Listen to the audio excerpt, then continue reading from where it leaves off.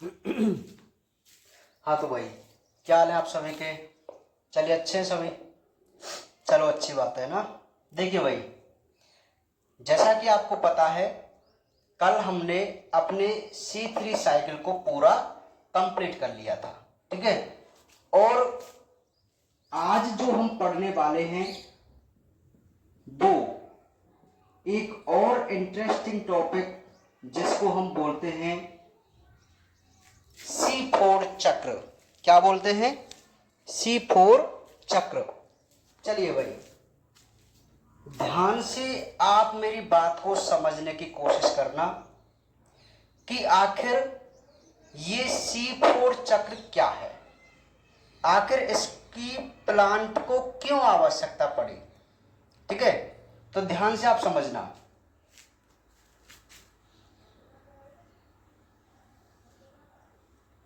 ये आपके सामने एक लीफ है, एक पत्ती है। ठीक है। और जैसा कि आपको पता है कि भाई, इस पत्ती में एक कोशिका है और इस कोशिका का नाम है मीजोफिल। ध्यान से समझना, सारी चीज जान जाएंगे, क्योंकि हमें अपने हर टॉपिक का कंसेप्ट क्लियर करना है, इसलिए हमें हर बातों को जानना बहुत आवश्यक है। ठीक है भाई, बहुत इंटरेस्टिंग तरीके से हम अपने इन कंसेप्टों को पूरा क्लियर करेंगे। ठीक है। देखिए, ये है एक लीफ, पत्ती, और उस पत्ती के अंदर मान लीजिए कोशिका है मीजोफिल, जिसको हम कर्ण मध्योतक कोशिका बोल के चलते हैं। और कोशिका के अंदर होते हैं क्लोरोप्लास्ट। भाई, क्लोरोप्लास्ट क्या है? एक कोशिकांगी है। तो पत्ती में तो बहुत सारी कोशिकाएं होती हैं, तो उन कोशिकाओं में से एक कोशिका जिसका नाम मीजोफिल है, पर्ण मध्योतक जिसको कहते हैं, उस कोशिका के अंदर हरित लवक होगा, क्लोरोप्लास्ट होगा। और उस क्लोरोप्लास्ट, अब मैं ये मान लीजिए कि ये अंदर का जो भाग है वो क्लोरोप्लास्ट है, मान लिया हमने। ठीक है।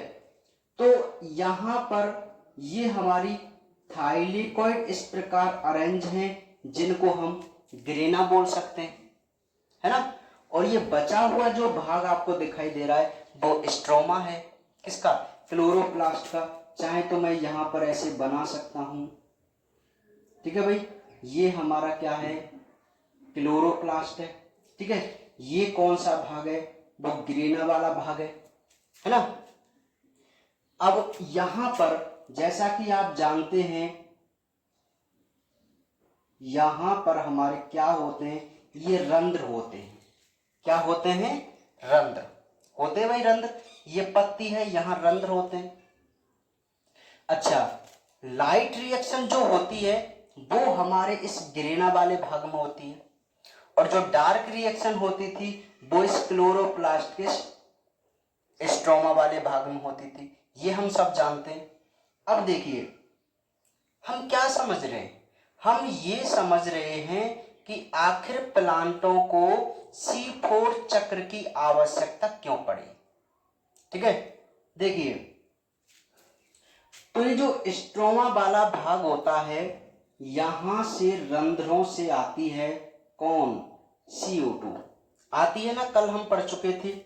और इस CO2 को सबसे पहले ग्रहण करता है RUBP, करता है भाई RUBP, है ना।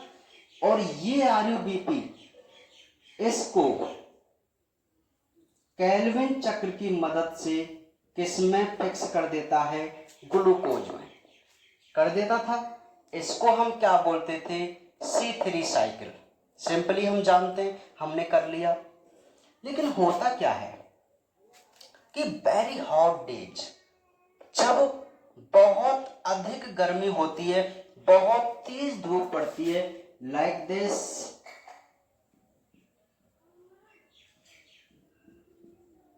जून के मंथ में।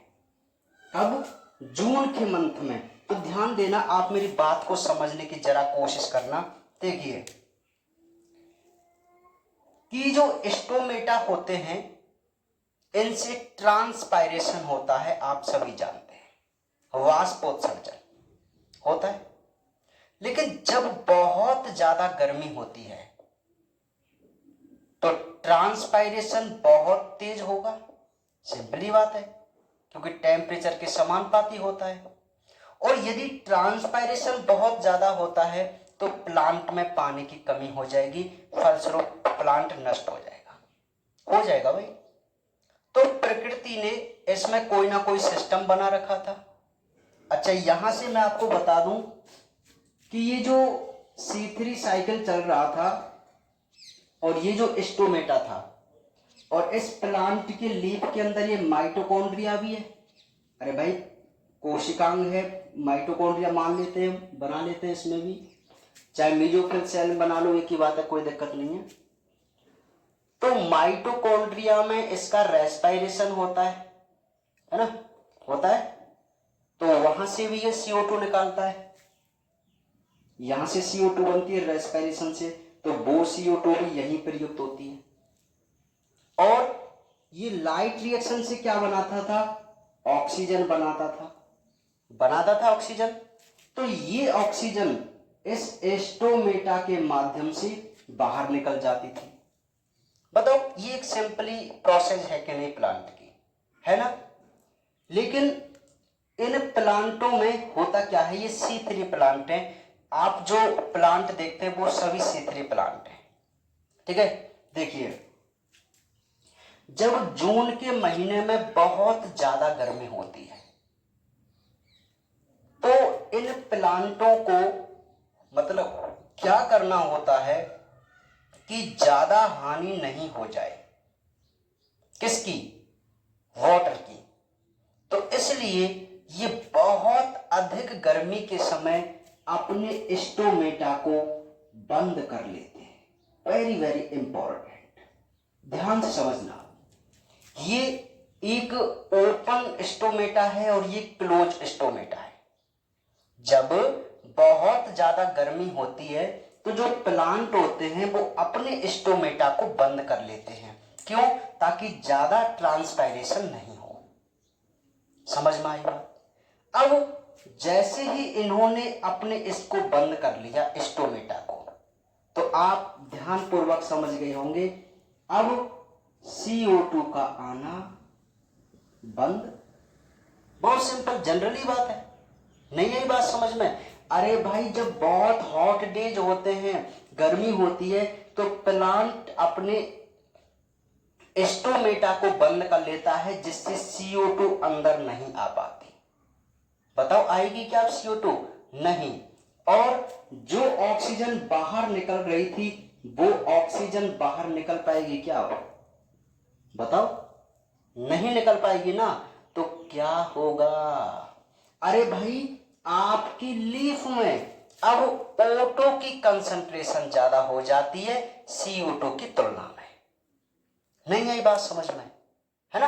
अब O2 की कंसंट्रेशन यहां पर ज्यादा हुई, और आप जानते हैं कि यदि प्लांट में ऑक्सीजन की कंसंट्रेशन ज्यादा हो गई तो हमारा जो रूबिस्को एंजाइम था वो ऑक्सीजनेज की तरह काम करने लग जाता है, और फिर होती है इसमें फोटो रेस्पिरेशन की क्रिया, जिसको हम प्रकाशीय श्वसन कहते हैं।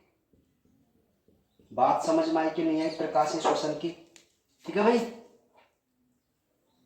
आ गई, है ना। तो पता चल गया क्यों होगा फोटो रेस्पिरेशन, उस प्लांट में इस प्रकार की घटना हो जाती है। अब कुछ प्लांटों ने क्या किया, भाई ये फोटो रेस्पिरेशन तो बहुत ही खतरनाक बीमारी है। क्यों है? क्योंकि एक तो इसमें ग्लूकोज नहीं बनता इस समय, क्योंकि यदि फोटो रेस्पिरेशन होगा तो C3 चक्र नहीं चलेगा, C2 चक्र चलता है, जिससे ग्लूकोज नहीं बनता।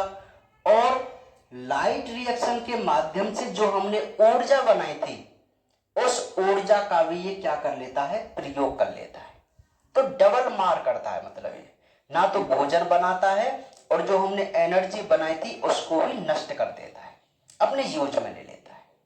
ठीक है, तो इसीलिए प्लांटों ने, कुछ पौधों ने अपने अंदर एक इस प्रकार की संरचना डेवलप की जिससे कभी भी उनमें फोटो रेस्पिरेशन नहीं हो। बात को ध्यान समझो आप मेरी को। फोटो रेस्पिरेशन जब होता है जब आरयूबीपी को ऑक्सीजन मिले, ये तभी तो होता है। तो कुछ प्लांटों ने अपनी संरचना में कुछ इस प्रकार के चेंजमेंट कर लिए जिससे कभी भी आरयूबीपी अर्थात रोबिस्को एंजाइम को कभी भी ऑक्सीजन नहीं मिलेगा। उन्हें हम C4 प्लांट बोलेंगे। उनमें भी C3 चक्र ही चलता है क्योंकि विदाउट C3 चक्र के कभी भी ग्लूकोज नहीं बन सकती। जैसे C4 प्लांट है ना, तो वो C3 चक्र का केवल मॉडिफिकेशन है। उनमें चलेगा C3 चक्र भी क्योंकि उसी से ग्लूकोज बनेगा। ठीक है, अब हम देख लेते हैं आखिर जो C4 प्लांट होते हैं उनकी कैसी संरचना होती है। तो एक बार अभी आप इसको बनाना चाहें या स्क्रीनशॉट लेना चाहें तो ले सकते हैं क्योंकि कई बार ये चीज काम आ जाती है हमारे। ठीक है, हाँ बना लो।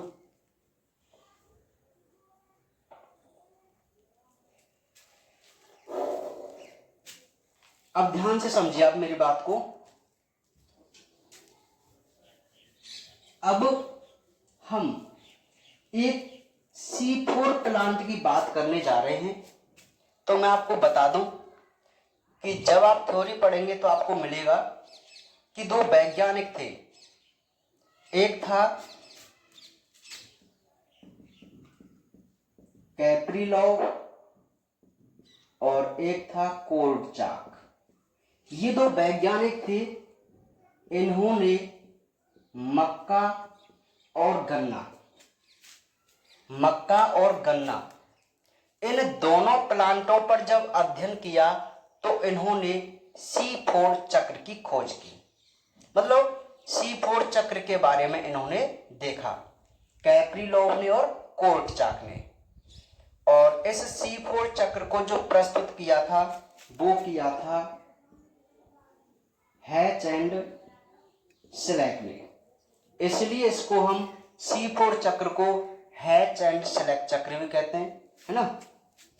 तो हम अपनी हेडिंग लगा देते हैं आज, जिसको हम C4 चक्र यानी कि हैच स्लैक चक्र कहते हैं। और आज हम इस पूरे को कंप्लीट करेंगे, हैच स्लैक चक्र को, C4 चक्र को। ये भी CO2 का फिक्सेशन करने का एक चक्र है। तो आप याद रखो, मक्का, गन्ना, बाजरा, ये जो प्लांट हैं जो सभी एक बीज पत्री हैं, उन प्लांटों में C4 चक्र देखने को मिलता है। और द्विबीज पत्री की मैं बात करूं तो मोस्टली यूफोर्बिएसी कुल के जो प्लांट हैं उन सभी में C4 चक्र चलता है। तो ध्यान से समझो आप, C4 चक्र का यदि हमें कंसेप्ट क्लियर करना है तो आपको एक बहुत अच्छी नॉलेज के बारे में समझना है। आप ध्यान से समझना उसको, है ना। देखिए भाई, कि जो हमारे C3 प्लांट होते हैं उन प्लांटों में केवल एक ही कोशिका होती है जिसको हम मीजोफिल कोशिका कहते हैं, पर्ण मध्योतक कोशिका कहते हैं। लेकिन यदि मैं C4 चक्र की पत्ती की एक अनुप्रस्थ काट यहां पर बनाऊं, देखिए आप, ये है एक अनुप्रस्थ काट एक लीफ की जो C4 प्लांट है। अरे भाई ये पत्ती है, आप समझे नहीं, ये एक पत्ती है। यदि मैं इसको ऐसे काटूं, है ना, ऐसे, ये मैंने काट दी तो इस बीच में से ये इसी प्रकार की तो दिखाई देगी, ऐसे। अब अभी तो दिखाई देगी, समझ में आ रही है ना। तो ये इसका कट सेक्शन बनेगा, नहीं बनेगा लीफ का, है ना। अब ध्यान से समझना, आपको हर चीज क्लियर समझ में आ जाएगी। ये है एक C4 प्लांट की लीफ, है ना। अब इसमें जैसा कि आप सभी जानते हैं बीच में होते हैं संवहन पोल जिनको हम जाइलम और फ्लोएम बोलते हैं, है ना। ये संवहन पोल है। अच्छा, एक बात मुझे बताओ कि C4 चक्र क्या करेंगे। C4 चक्र अपनी संरचना में कुछ इस प्रकार चेंजमेंट कर लेते हैं ताकि ऑक्सीजन रोबिस्को के पास नहीं पहुंच पाए। यही था। तो मैं आपको बताऊं कि संवहन पोल के चारों ओर कुछ स्पेशल टाइप सेल होती हैं और उन कोशिकाओं को हम नाम देते हैं बंडल शीथ यानी कि पोलाच्छद कोशिका। क्या नाम देते हैं? इनका नाम है बंडल शीथ यानी कि पोलाच्छद कोशिका, है ना। ध्यान से समझो आप मेरी बात को, ध्यान से समझना। ये जो पत्ती है, पत्ती, इस पत्ती के बीच में होते हैं संवहन पोल, होते हैं संवहन पोल। इस संवहन पोल के चारों ओर कुछ विशेष प्रकार की कोशिकाएं व्यवस्थित होती हैं। उन कोशिकाओं को हम बंडल शीथ यानी कि पोलाच्छद कोशिकाएं बोलते हैं। और ये मैंने ग्रीन कलर से जिसको कवर किया है, आप ये समझ लेना कि ये सभी बंडल शीथ की एक कॉमन सेल वॉल मैंने बनाई है, कोशिका भित्ति है, समझाने के लिए। मतलब हर सेल की अलग अलग सेल वॉल होगी, लेकिन मैंने एक कॉमन बना ली, आप समझ जाएंगे ना, कोई दिक्कत वाली बात नहीं है ना। अच्छा, ध्यान से समझो। ये जो पोलाच्छद कोशिकाएं होती हैं, ये पोलाच्छद कोशिकाएं गैसेज के लिए इम्परमेबियल होती हैं, अर्थात अपारगम्य होती हैं।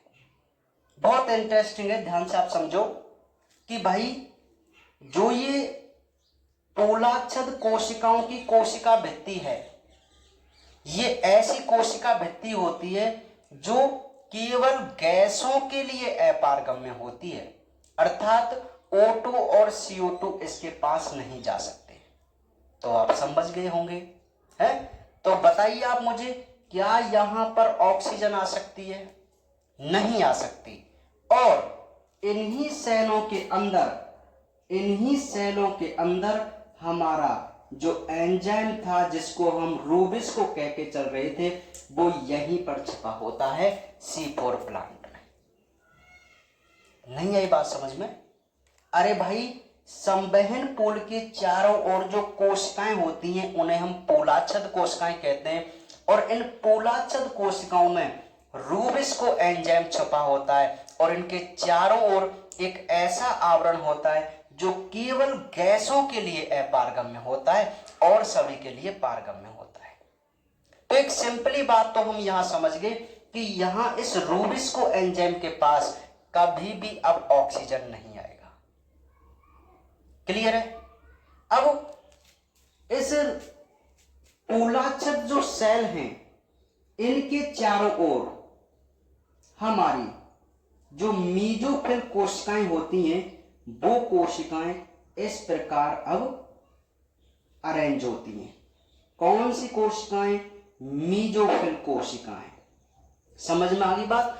और यही मीजोफिल कोशिकाएं हमारे C3 प्लांट के पास थी।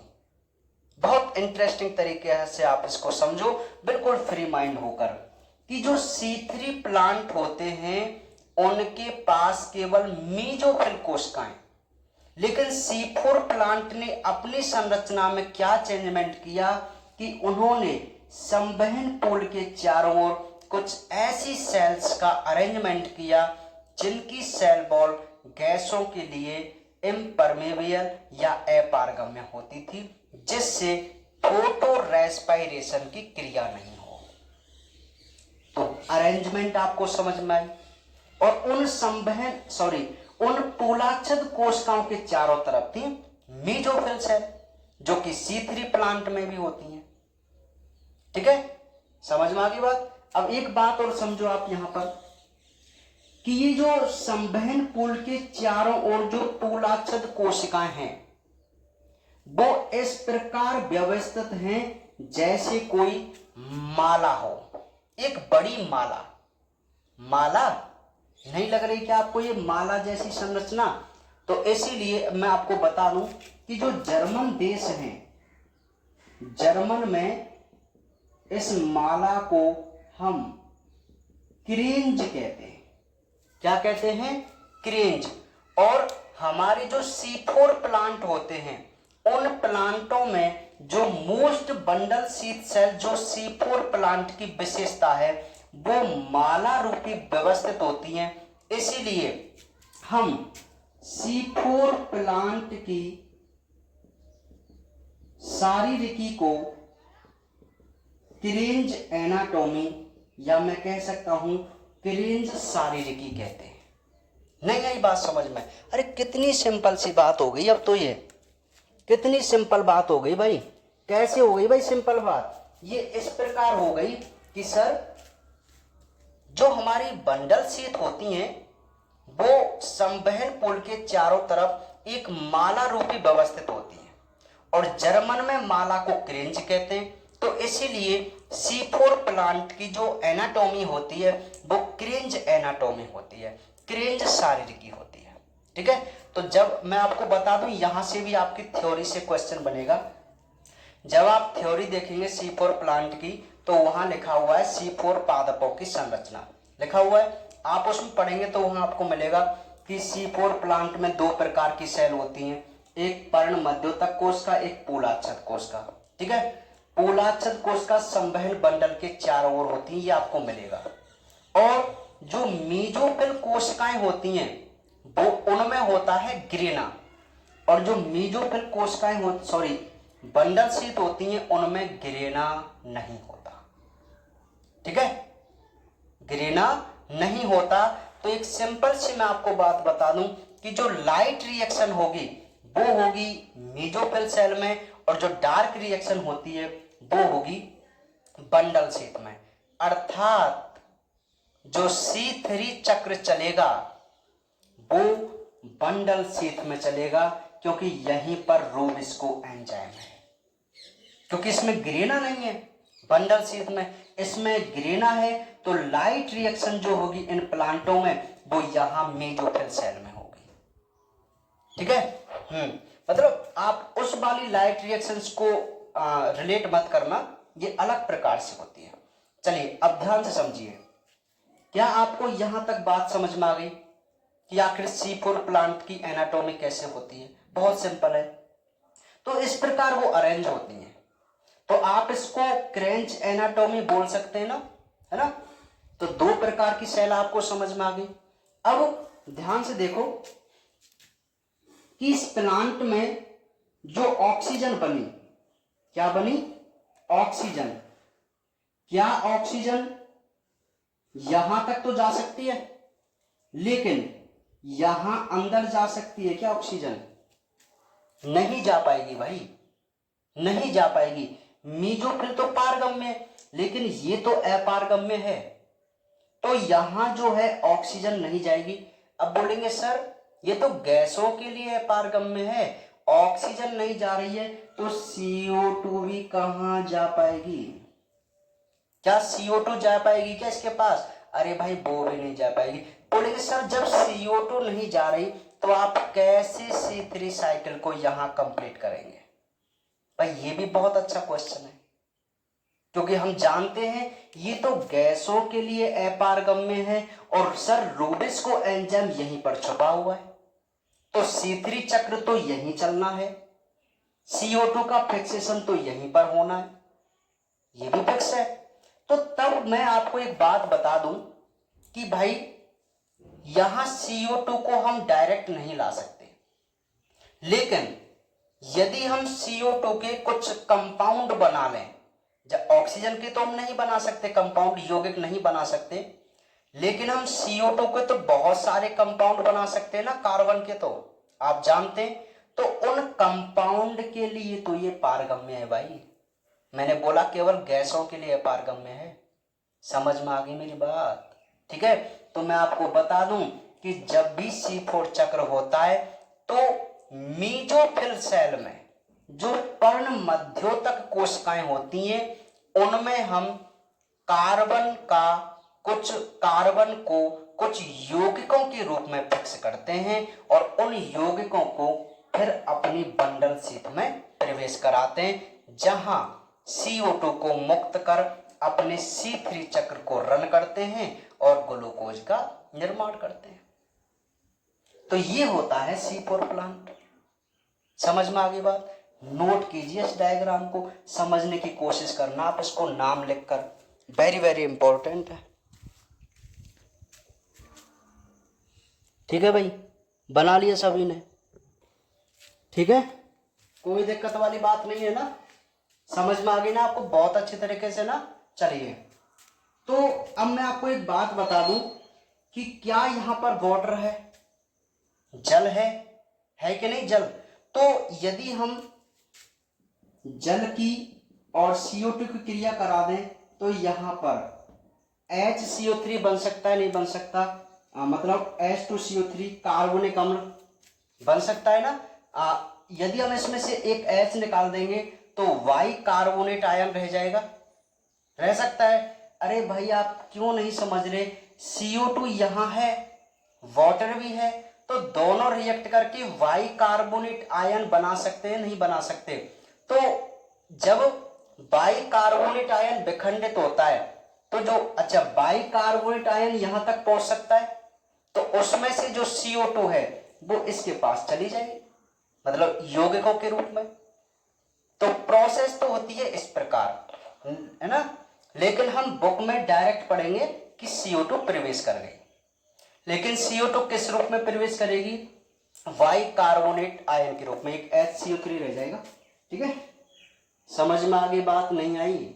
ठीक है, तो ये आपको पता चल गई व्यवस्था किसकी? C4 प्लांट की, कि आखिर C4 प्लांट किस प्रकार व्यवस्थित रहते हैं, है ना भाई? अब हम समझने की कोशिश करते हैं कि आखिर C4 चक्र कैसे चलता है। तो आप आरेख बनाना सीखिए, थ्योरी अपने आप कंप्लीट हो जाएगी। देखिए, तो हमारे पास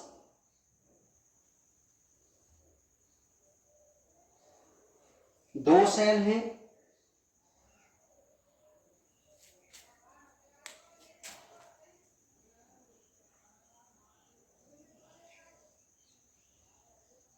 ठीक है, आप जानते हैं सभी। इस सेल को हम मेसोफिल सेल बोलेंगे और इसको हम बंडल शीट बोलेंगे। चलो इसी से लिख देता हूं, बंडल शीट, है ना? बिल्कुल इसी प्रकार होती है ना भाई। इधर वाली मेसोफिल होती है स्टार्टिंग में और उधर होती है बंडल शीट। तो ध्यान से आप मेरी बात को समझने की कोशिश करना। मान लीजिए ये है स्टोमेटा, रंध्र, तो यहां से आती है CO2। कौन आती है? CO2।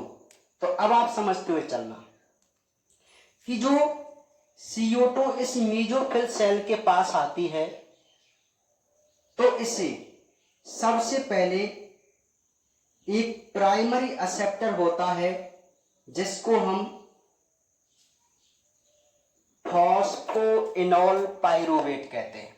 ध्यान से आप मेरी बात को समझो कि C3 चक्र में जो प्राइमरी एक्सेप्टर था CO2 को, वो था RuBp, लेकिन C4 चक्र में जो प्राइमरी एक्सेप्टर है जो कि 3 कार्बन का होता है उसे हम फॉस्फोइनोल पाइरूवेट बोलते हैं। वो सर्वप्रथम इस CO2 को ग्रहण करता है। ठीक है, तो बताइए फॉस्फोइनोल पाइरूवेट एक 3 कार्बन का है कि नहीं? तो एक एंजाइम होता है कार्बोक्सिलेज, क्या बोलते हैं इसको? Carboxylase enzyme. तो मैं यहां लिख दूं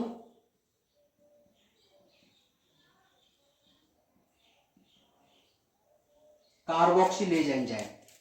ये कार्बोक्सिलेज एंजाइम क्या करता है कि भाई फॉस्फोइनोल पाइरूवेट के पास 3 कार्बन है, तो एक कार्बन और जुड़ गया, तो कितने कार्बन का कंपाउंड बनेगा?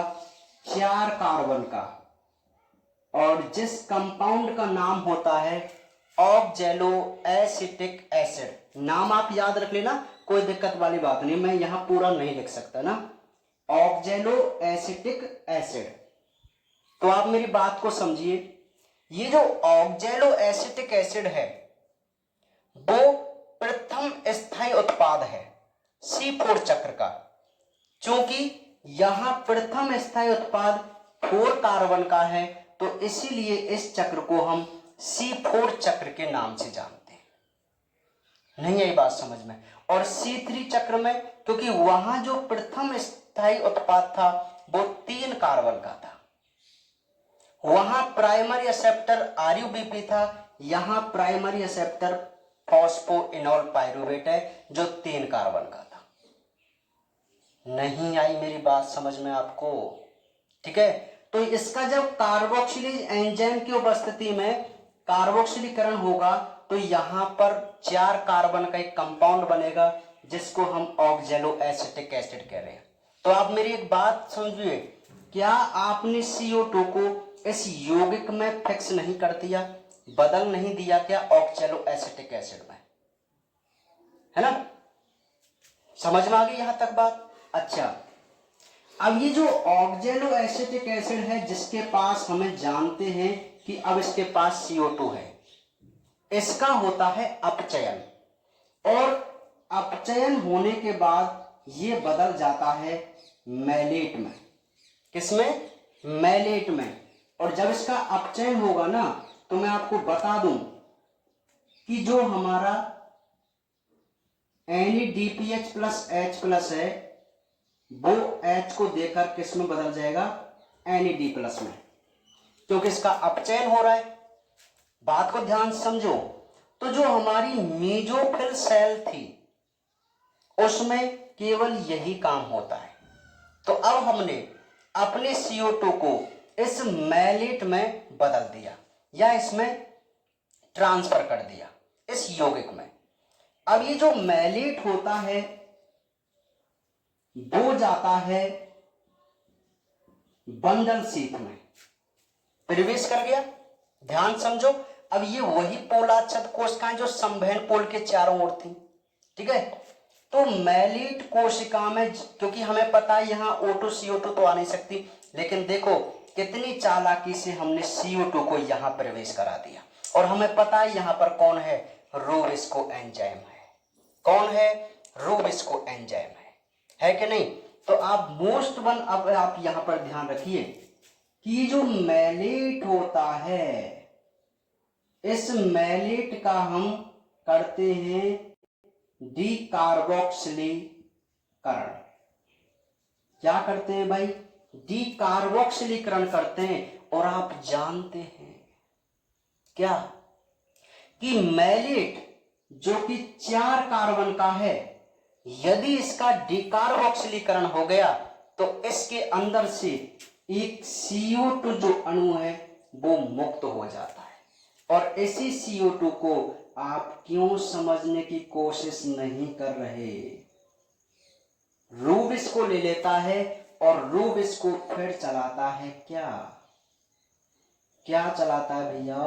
C3 चक्र चलाता है, जिससे इस CO2 को ये फिक्स करके क्या बना देगा?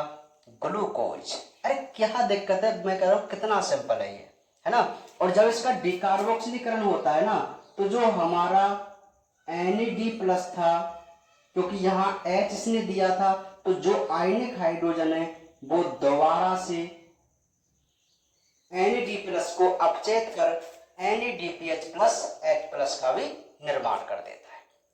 ठीक है, तो आपको बात समझ में आ गई? देखो कितना सिंपल है।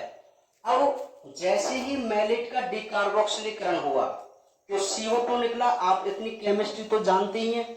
तो CO2 निकला, तो बस CO2 को रोविस्को ने लिया और C3 साइकिल को रन किया और बन गया क्या?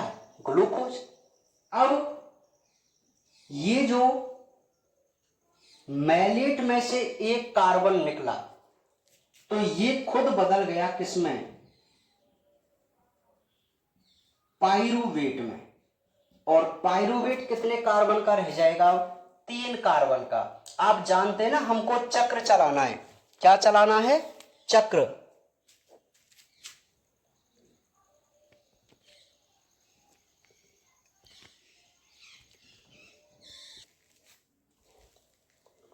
ठीक है, तो थोड़ी बैटरी लो हो गई थी ना, तो उसको सेट किया है। देखिए भाई, आ जाइए दोबारा टॉपिक से जुड़िए कि ये जो मैलेट था उसका हमने डीकार्बोक्सिलीकरण किया, जिससे क्या हुआ, एक CO2 बाहर निकला और उस CO2 को रूबिस्को ने लेकर C3 साइकिल को चला दिया, है ना। नेक्स्ट क्या हुआ कि जो पाइरुवेट है, क्योंकि अभी 3 कार्बन का रह जाएगा पाइरुवेट, ये पाइरुवेट बदल गया। देखो समझ में आ रही है ना आपको बात, ये 4 कार्बन का था मैलेट, लेकिन इसने एक CO2 को निकाला तो ये 3 कार्बन का रह जाएगा ना, है ना। तो ये पाइरुवेट अब प्रवेश करेगा कहां पर, कहां प्रवेश करेगा भाई, इस मीजोफिल सेल में, क्योंकि हमें तो चक्र चलाना है। क्या चलाना है, चक्र चलाना है। तो ये जो पाइरुवेट था वो इसमें प्रवेश कर गया मीजोफिल सेल में, और फिर इसका होता है फॉस्फोरिलीकरण। और फॉस्फोरिलीकरण से क्या हुआ मैं आपको बता दूं कि जो एटीपी था वो चेंज हो गया एडीपी और इनऑर्गेनिक फॉस्फेट में, जिससे एक फॉस्फेट इससे जुड़ेगा ना पाइरुवेट से, तो ये क्या बन जाएगा, फॉस्फोइनॉल पाइरुवेट, या आप इसको पाइरुविक अम्ल भी कह सकते हैं, इसको भी, है ना। तो बताओ, आपने दोबारा से इस पाइरुवेट को भी बना लिया, फॉस्फोइनॉल पाइरुवेट को, फिर ये दूसरे CO2 को करेगा और बस इसी प्रकार हमारा C4 चक्र चलता रहेगा। तो क्या दिक्कत है इसमें, तो आप नोट कीजिए इसको फटाफट, है C4 चक्र को। बहुत अच्छा सा चित्र इसका बनाना आपको, सुंदर सा डायग्राम, क्योंकि ये बहुत इंपॉर्टेंट है भाई, है ना। हाँ, बनाओ फटाफट।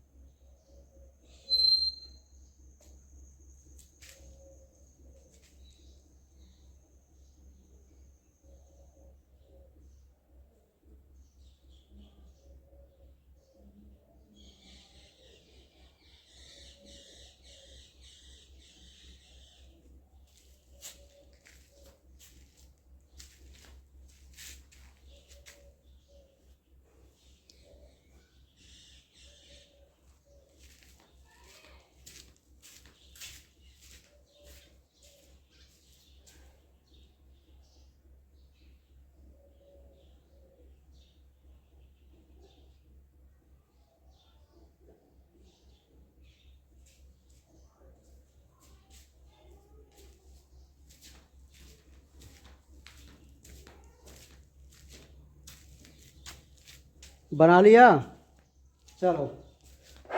देखिए भाई, तो आप मुझे बताइए आपको समझ में आया कि नहीं आया C4 चक्र, जो कि बहुत ही इंपॉर्टेंट और इंटरेस्टिंग भी है ना। हम समझ गए इसको भाई। एक बार हम दोबारा देख लें कि C4 चक्र को हैच और स्लेक नाम के वैज्ञानिक ने प्रस्तुत किया, इसीलिए इसको हम हैच स्लेक चक्र के नाम से भी जानते हैं। क्लियर है। दूसरी बात, कॉल्ट कैप्रिलोव और कॉल्टचाक वैज्ञानिक ने क्रमशः मक्का और गन्ने पर अध्ययन किया और C4 चक्र के बारे में बताया, ठीक है। और इसको C4 चक्र इसलिए भी कहते हैं क्योंकि इसमें प्रथम स्टेबल कंपाउंड जो होता है 4 कार्बन का ऑक्जेलो एसिटिक एसिड होता है। क्लियर है। नेक्स्ट बात, C4 चक्र की जो एनाटॉमी होती है उसे हम क्रिंज एनाटॉमी कहते हैं। अब वो आपसे 1 नंबर का क्वेश्चन पूछ सकता है कि क्रिंज एनाटॉमी क्या है, तो आप सीधी सी भाषा में जवाब देंगे कि C4 प्लांटों की पत्तियों में संवहन पोल के चारों ओर पोलाच्छद कोशिकाएं माला रूपी व्यवस्थित होती हैं और जर्मन में माला को क्रेंज कहते हैं, इसलिए इनकी शारीरिकी क्रेंज शारीरिकी या क्रेंज एनाटॉमी होती है। तो क्या दिक्कत है आपको इसके ऐसा बोलने में भाई? कोई दिक्कत नहीं है ना, है ना? समझ में आ गई बात? तो और आप बोलेंगे कि ये C4 चक्र कैसे चलता है। अच्छा, जैसा कि हमने बताया कि C4 प्लांटों में दो प्रकार की कोशिकाएं होती हैं, एक तो मेसोफिल कोशिकाएं और एक बंडल से जिसको हम पोलाच्छद कोशिकाएं कहते हैं। तो जो पोलाच्छद कोशिकाएं होती हैं वो गैसों के लिए अपारगम्य होती हैं, अर्थात कोई भी गैस वहां प्रवेश नहीं कर सकती उसके अंदर। ठीक है, तो फोटो रेस्पिरेशन तो होगा ही नहीं इनमें, क्योंकि ऑक्सीजन नहीं जा रही है। समझ में आ रही मेरी बात? तो फोटो रेस्पिरेशन होगा क्या? नहीं होगा। फोटो रेस्पिरेशन किन में होता है? केवल C3 प्लांट में होता है। अब क्यों होता है उन C3 प्लांटों में फोटो रेस्पिरेशन क्यों होता है? क्योंकि उनके पास केवल पोलाच्छद कोशिकाएं होती हैं, सॉरी, केवल मेसोफिल कोशिकाएं होती हैं, पोलाच्छद नहीं होती। तो C4 प्लांटों ने क्या किया कि अपने अंदर कुछ हम ऐसी चेंजमेंट करें जिससे ऑक्सीजन हमारे पास ही नहीं आए, और उन्होंने क्या किया कि जो लालची प्रवृत्ति का रूबिस्को एंजाइम था, जिसको CO2 मिला तो CO2 के पास, O2 मिला तो O2 के पास है, फिर के भाई इसका इंतजाम करते हैं, तो इसको कैद खाने में बंद कर दो रूबिस्को को, जिससे इसके पास कोई भी नहीं आए, है ना? तो उन्होंने क्या किया, एक इस प्रकार की सेल वॉल बनाई जो गैसों के लिए ही अपारगम्य थी केवल। ठीक है, और उसके अंदर बंद हो गया कौन? Rubisco enzyme. ठीक है, फिर इसने कहा यार मुझे कुछ तो चाहिए भाई, कहीं से चलो CO2 ला दो कहीं से भी।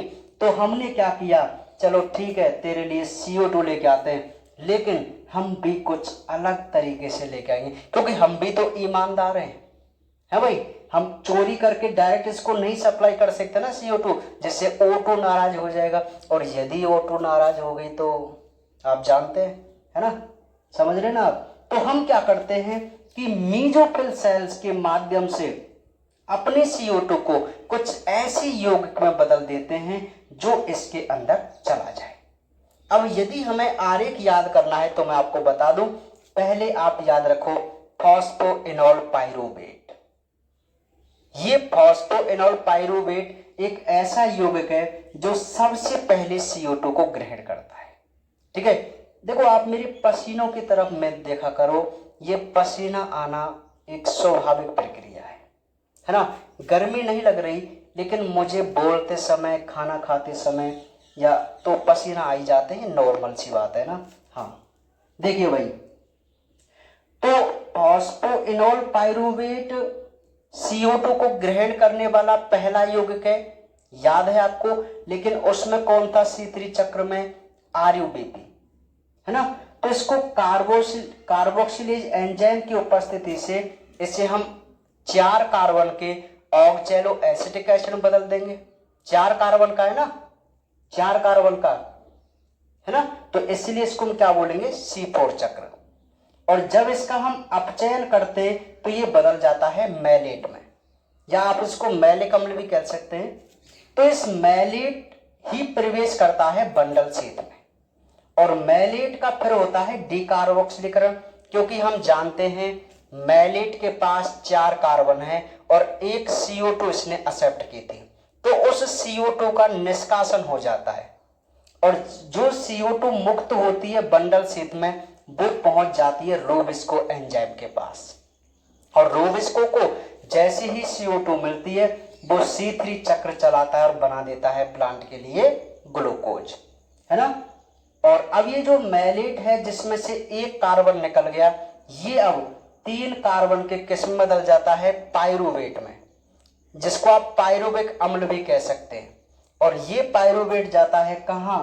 अगेन मेसोफिल सेल में, और फिर इसका होता है फॉस्फोरिलीकरण, अर्थात ATP का प्रयोग करता है ये, और बदल जाता है फॉस्फोइनोल पाइरुवेट में।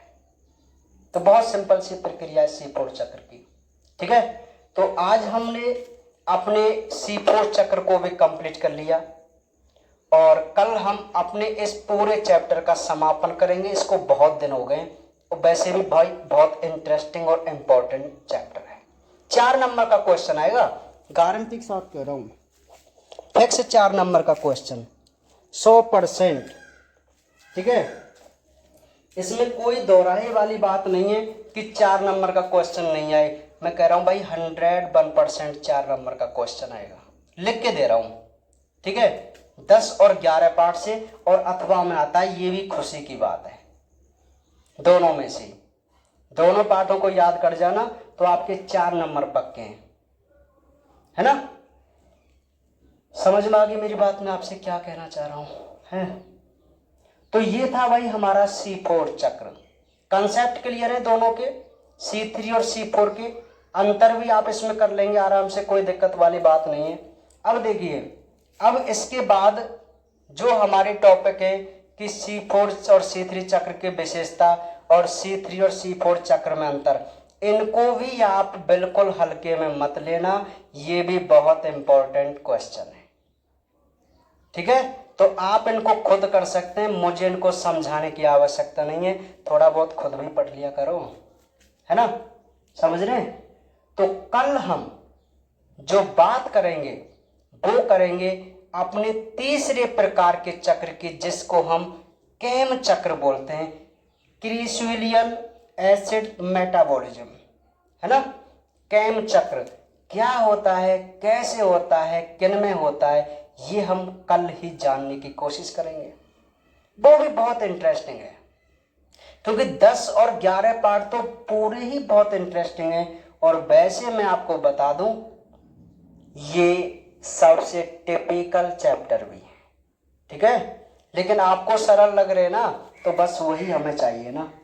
तो अभी मैं आपको बता दूं, आपको केवल C3 चक्र और C4 चक्र के पूरे कंसेप्ट आज तक क्लियर होने चाहिए। आप उतना ही पढ़ा करो जितना हम आपके लिए पढ़ाते हैं।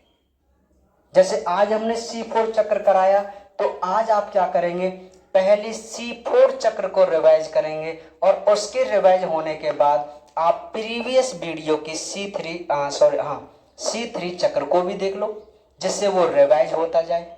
जैसे कल हम कैम साइकिल पढ़ेंगे, को कैम साइकिल को करने के बाद दोबारा से तीनों चक्रों को देखो। मैं कहता हूं बहुत इजी हो जाएगा आपके लिए, आप कभी भूलेंगे ही नहीं। ठीक है, तो बस इसी प्रकार से आप याद करते रहा करो, है भाई। चलिए, तो ये हमने आज अपने बहुत इंपॉर्टेंट, तो आ गई भाई बात समझ में। तो ये था हमारा C4 चक्र और अब बाकी बातें करेंगे हम कल। ठीक है, नोट कर लो इसको ना, पूरे को बढ़िया से एक डायग्राम बना लो आराम से।